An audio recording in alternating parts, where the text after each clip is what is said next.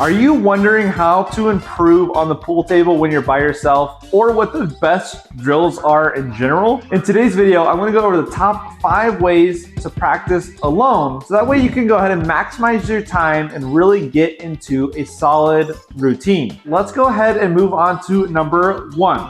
Number 1 is building that routine and starting with a plan. Let's go ahead and put these away. Don't really need any of these.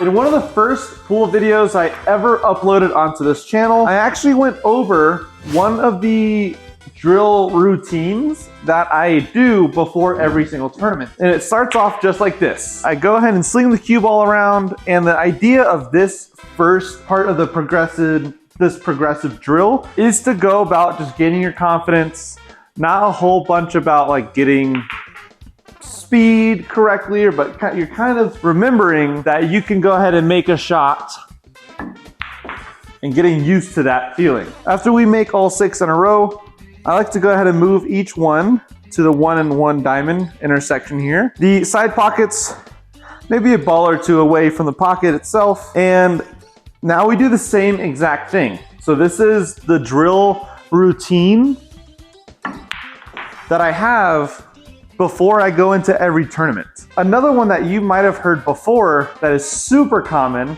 is called the Mighty X drill. This is the same idea. It's not that you're trying to do all these hard shots. You're just going into it, getting your stroke set, trying to see how your follow is, your stun, your draw.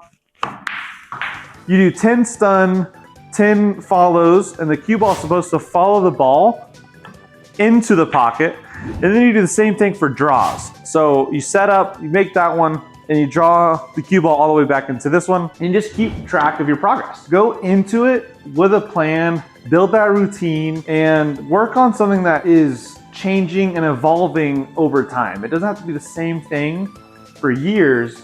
This just has to be what works for you in the moment that really makes you feel so dialed in and ready to play your best.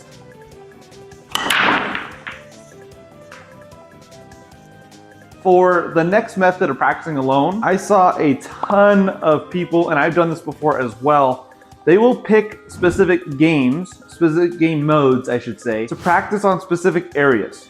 For me, I use 8-ball to get my short, close range position play dialed in. For 9-ball, people will use this to master their safeties, like to practice getting out of safeties as they put themselves into. I saw a lot of people, they love to resort to straight pool or 14.1. That is one I have not played enough of to speak confidently on, but I do know a ton of people that speak so highly of it because it gets your strategy brain going, and it starts making you think about the next ball and even the ball after that, really focusing on clusters. And the whole goal of that is to just keep going. You know, that's the nice part about straight pool. So let's go ahead and play out this 9-ball rack a little bit here.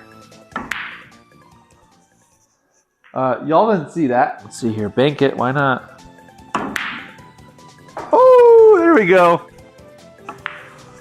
Wow, actually, I've played a lot of those balls wrong. I was just telling you, I played 9-ball, and I've seen a lot of people play 9-ball to worry about getting into safes and getting out of safes, and I missed so many opportunities to do that there, didn't I?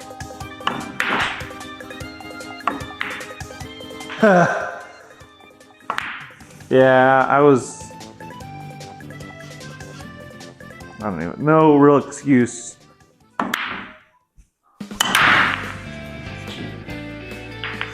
And for 8-ball, I like to use this game mode for close positioning or close cue ball control, just because there's so many on the table, and I play on a 7-foot table, so it's kind of close quarters. Close but not quite. Oh, look at that breakout. Come back up table. Just missed it there.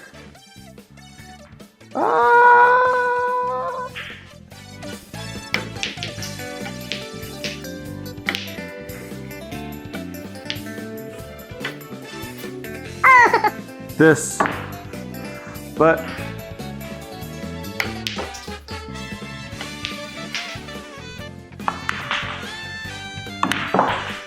All right, so number 3, I now have a drill set up. And this is a drill from Dr. Dave's Billiard University exam. So the idea of number 3 is to watch and follow Dr. Dave's instructional videos and all of his drills. The way he's built them is meant to show and track your progress and skill level. And it goes over just about anything you can think of. So this is the first drill, a part of, I want to say exam number 1. And then I want to say there's 18 total, but this is the first one. So you get ball in hand, and your goal is to make each one in rotation. So 5, 6, 7, 8, 9. But if you miss one, the drill's over, and you get 1 point per ball made. And you start off with 100 as a perfect score. So the idea is, say I missed the 6 ball. So I made 1 and I missed 4. So now the best score I can get is 96 out of 100.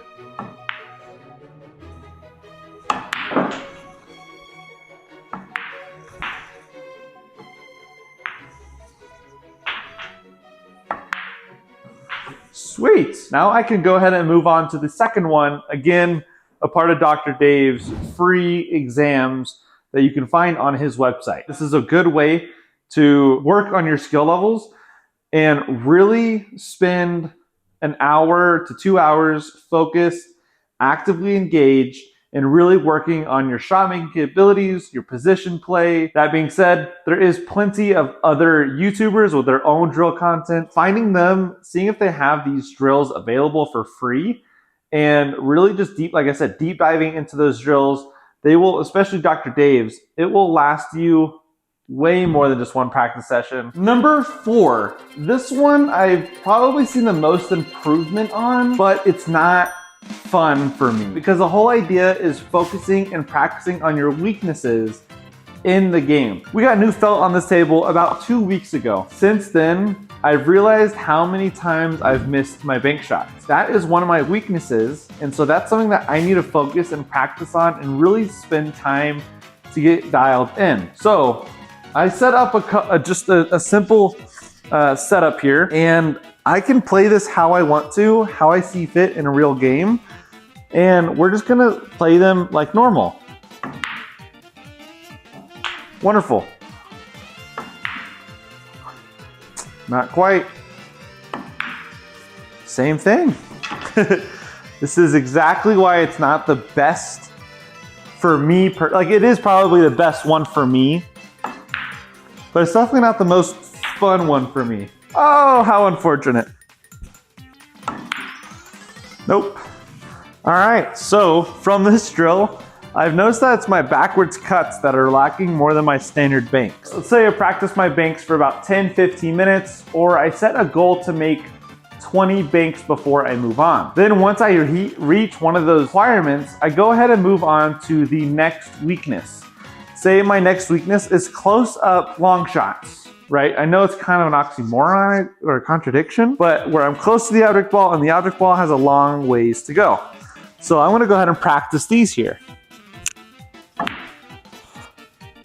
And I do the same exact thing with this. I really focus on what it is I need to change, and I really just try to deep dive into what I need to work on.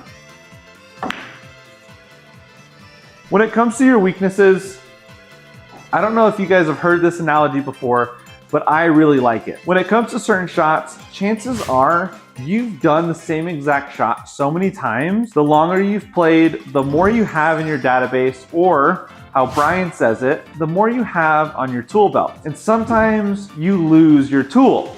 So what you need to do when you're practicing for your weaknesses, you need to go ahead and start looking around and finding that tool to put back in your tool belt. For the 5th and final way of practicing your pool game, which is probably gonna be most people's favorites, and that's just remembering to have fun with it. Of course, going in with a plan, or focusing on a specific area, or following a progressive drill type are all great and can be very fun.